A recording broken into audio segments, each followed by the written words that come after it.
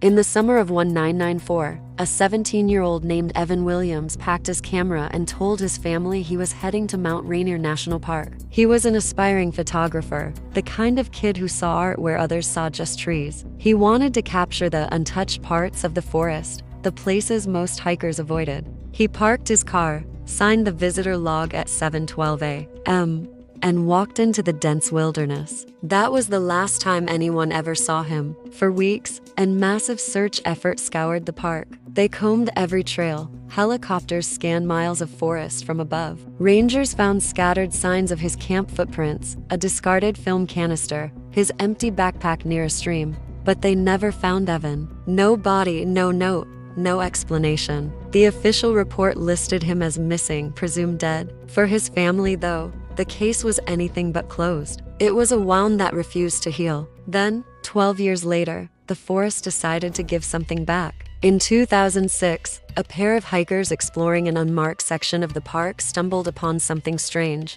Hidden beneath a thick blanket of moss and fallen leaves was an old, faded tent. When they peered inside, it was like stepping into a time capsule. A sleeping bag was neatly folded. A camera sat beside it. A wristwatch was frozen at 2:37 a.m. One of the hikers later said the air inside felt unnaturally cold, like the world outside kept moving. But this place didn't. When authorities arrived, they confirmed the skeletal remains inside belonged to Evan Williams. DNA testing left no doubt, but the discovery of his body was just the beginning. It was the camera and a small cassette recorder found next to him that turned this tragic story into something truly unexplainable. The film inside the camera was partially degraded by time, but a few images were recoverable. The first few photos were exactly what you'd expect. Majestic mountain peaks, towering treetops, the golden light of dawn. But then, the photos became darker, distorted. A strange figure appeared in the distance, blurred, tall, almost translucent, standing silently between the trees. In the very last photo,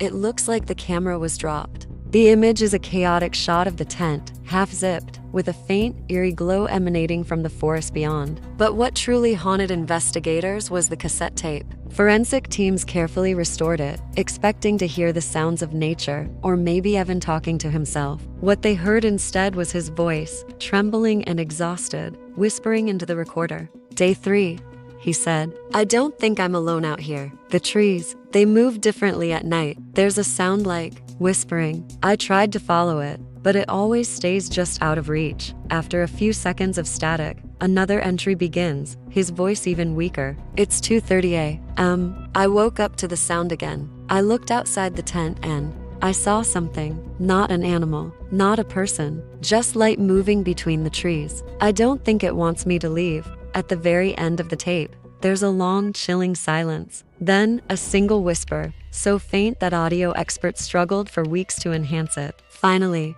they isolated it. It was one word, spoken in Evan's own voice, "Remember." And then, nothing. The entire scene was a paradox. The tent, the equipment, even the food inside showed almost no signs of decay, as if they had been perfectly preserved. One experienced ranger noted that the moss growing over the tent was at least a decade old, meaning it must have been sealed off from the elements almost immediately after Evan vanished. But how? Naturally, theories flooded online forums and paranormal websites. Some believed Evan stumbled upon a natural magnetic anomaly, a pocket of the forest where time itself behaves differently. Others were convinced he encountered something not of this world. A few even pointed to a local legend of the Whispering Woods, a mythical part of the forest said to lure travelers off the path with voices that sound like people they know and love. But there's one detail that rarely gets discussed outside the official case files. When the lab technicians developed the film, they noticed something hidden in the final photograph.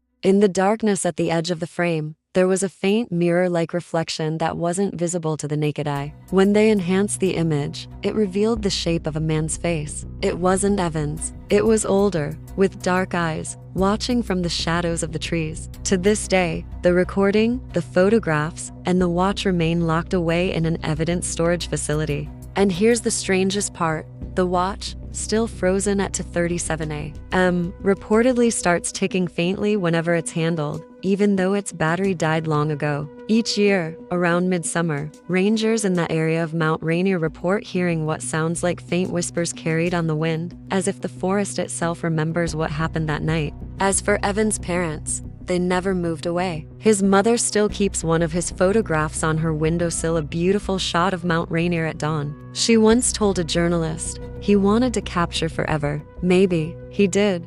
The official file on Evan Williams remains closed, but every so often, hikers claim to see strange flashes of light deep in the forest, or hear the distinct, metallic click of a camera shutter when they know they're completely alone. And somewhere, beneath the deep layers of moss and shadow, the forest keeps whispering the same name, Evan. Thanks so much for watching.